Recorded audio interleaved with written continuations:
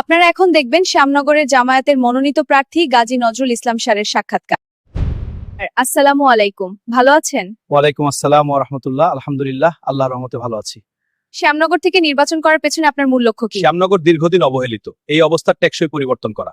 জামায়াতে ইসলামী নির্বাচনী ইশতেহারের মূল দিক কি? দুর্নীতিমুক্ত প্রশাসন, ন্যায় বিচার ও মানুষের মৌলিক অধিকার নিশ্চিত করা। শ্যামনগরের সবচেয়ে জটিল সমস্যা কোনটি? টেকসই বেড়িবাঁধের অভাব, ঘূর্ণিঝড় এলেই মানুষ ঘরবাড়ি ও জীবিকা হারায়। শিক্ষা ব্যবস্থা নিয়ে কি কি পরিকল্পনা? মাদ্রাসা, স্কুল, কলেজে শিক্ষক সংকট দূর করা এবং নৈতিক ও মানসম্মত শিক্ষা নিশ্চিত করা হবে। তরুণদের কর্মসংস্থান নিয়ে আপনার পরিকল্পনা কি? কারিগরি প্রশিক্ষণ ও স্থানীয় উদ্যোক্তা তৈরির মাধ্যমে তরুণদের স্বাবলম্বী করা। স্বাস্থ্যসেবার মান উন্নয়নে আপনার ভাবনা কি? উপজেলা হাসপাতালে চিকিৎসক, ওষুধ ও আধুনিক সেবা নিশ্চিত করাই অগ্রাধিকার। সুন্দরবন ও পরিবেশ রক্ষায় জামায়াতের অবস্থান কি? উন্নয়ন হবে পরিবেশ রক্ষা করেই, সুন্দরবন ধ্বংস করে কোনো উন্নয়ন আমরা চাই না।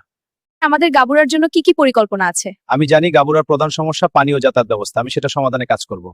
আপনি যদি পাশ করেন তাহলে আমাদের উপজেলার জন্য কি করবেন? আমি মানুষের পাশে থাকবো, সবসময় দেখবো কোথায় কি সমস্যা, সেটা সমাধানের জন্য কাজ করব। শ্যামনগরের ভোটারদের প্রতি আপনার শেষ বার্তা কি? সৎ ও আল্লাহভীরু নেতৃত্ব বেছে নিলে শ্যামনগরের ভবিষ্যৎ বদলাবে ইনশাল্লাহ।